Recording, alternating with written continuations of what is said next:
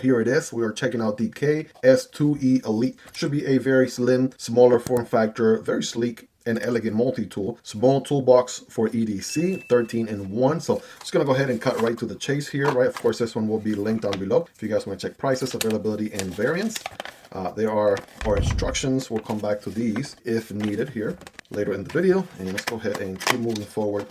Here we go. All right, comes in this nice little fabric pouch with a nice little strap there for your belt for vertical carry. Roxon logo there in the front and the Velcro, right, to secure it in place. We have the multi-tool here, which again, very slim, right? Check that out. We're gonna get to that in just a second. And it actually comes with a set of bit drivers here, so that's looking pretty good. We'll check those out in just a minute. I'm just gonna go ahead and take them out. All right, but let's go ahead and see if we can figure this out on our own here. I always like to kind of go in blind, especially when I'm checking out a brand new brand like this one. First things first, right? Very small form factor. A little bit on the thicker side, but I'm sure it's packing a punch here with all the different tools. Again, 13 in 1. Right away, I'm noticing the carbide ball there for the glass breaker. So that's there on that end. We do have a deep pocket carry clip, which is good. It's got the Roxon branding on it. And so, yeah, it looks to be very straightforward. We have this thumb stud right here, though. So this would be probably a rollout blade. That's what I'm talking about. It is on a liner lock. So we got this liner here, D2 blade. It's going to be a drop point blade with a flat grind going on. So very straightforward. Maybe spear point, if anything, as well. So flat grind for sure, satin finish. And we can go ahead and, yeah, it does lock in place. So it is a locking blade. And a lot of you guys definitely like to know those details. So it is on washers. And then it just falls back in place. That's nice. I'm going to go ahead and use my nail here to take this out. Whatever this is under spring tension. I'm assuming scissors. Okay, that does lock in place. That is satisfying. And bam! Holy smokes. Check out these scissors to handle ratio here. That is crazy. I have seen some big scissors here on some full-size multi-tools and whatnot. But man, these are pretty big. I think they are going to give some other multi-tools a run for their money. They're spring-loaded, which is always nice. And let's see, take a look here pretty quick. Oh yeah, paper all day, every day, no doubt about it. Cardboard. Yeah, definitely gonna cut some cardboard as well. So yeah, some very powerful scissors right there, no doubt about it. And when you're done, simply fold this handle here and then just fold them away. All right, very nice. I mean, that is pretty impressive. Not gonna lie right there. Now we have this thing, and I'm pretty sure this has to do something with, oh, there it is. It actually helps you move the tools out. So if you didn't have that, you will have to kind of, you know, need a nail nick or some sort of something to pop out the other tools. But check this out. Got this little lever or lever, whatever you want to call it. Push it out here and bam, it actually raises these tools for ease of access. We got a screwdriver right there, Phillips head, with a nice cross pattern diagonal file right there on this side. It's also a ruler, 0 to 3 centimeters or 1 inch as well. Okay, so we got that. And is it locking? I think so. I think, oh, there we go. So it is a locking tool. That's nice. In order to unlock this guy, you just got to push on this lever here the opposite way. So I'm going to go right and then it unlocks.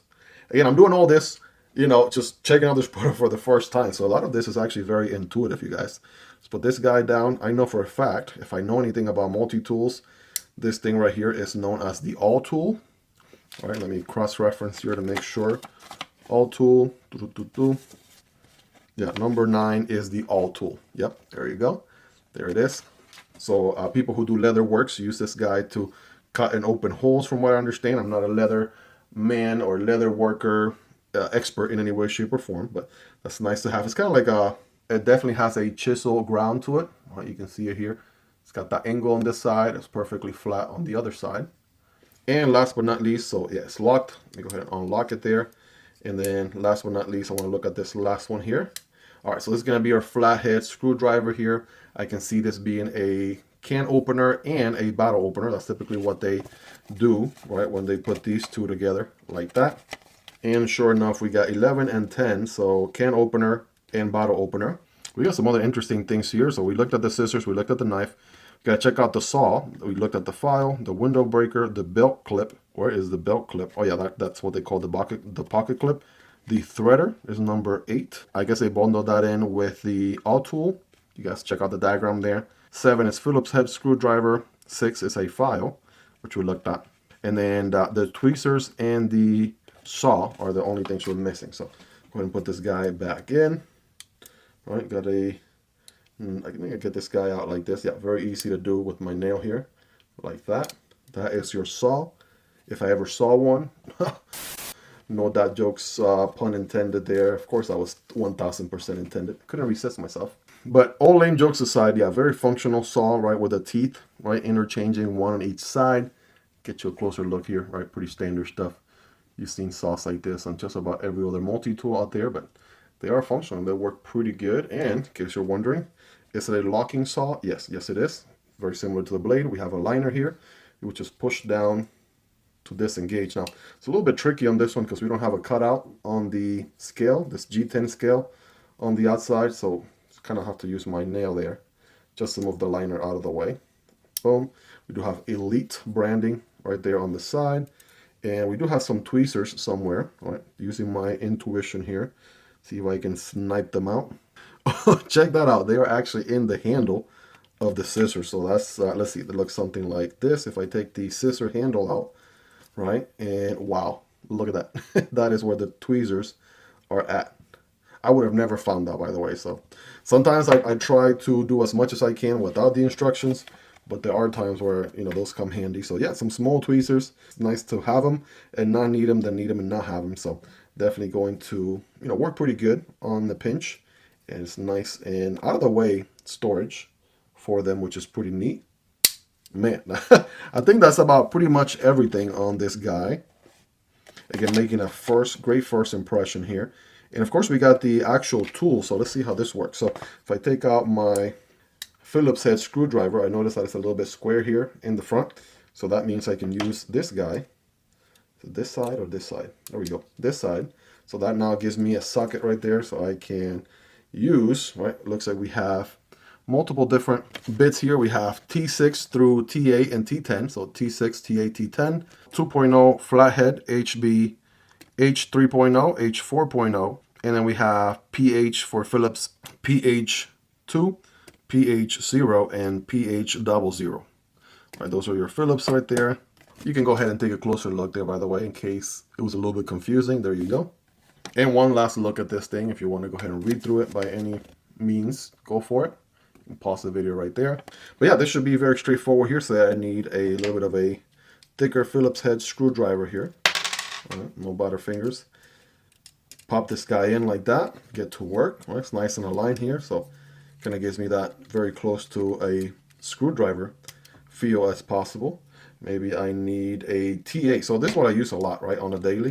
If I need a T8 for my knives, or a T6, right, or a T10, right, they got those right here. Nice and oil, by the way. Let's do some quick size comparisons here just to give you a ballpark where this guy lands.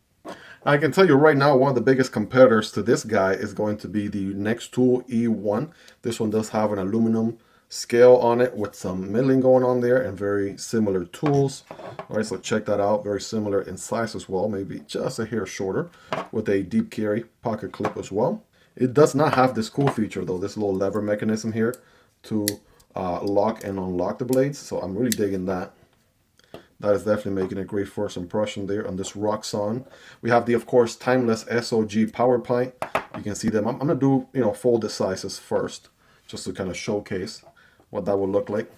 If you go up in size to more hardcore tools like the Flissa Multitool right there, or the Rocktol Gen R, well, that gives you an idea for a hardcore, right, heavy duty or heavy use multi-tool. And last but not least, we got the NexTool Flagship Pro, and we have the Leatherman FREE P4. All right, take a look at them right there. Those are some of the multi-tools we feature here in the channel. They all have videos as well, so if you want to look them up, just put the multi-tool name Miguel EDC and you'll find that video right away. We don't have pliers on this one, so I guess we'll do, let's see, what are we doing? A scissor comparison.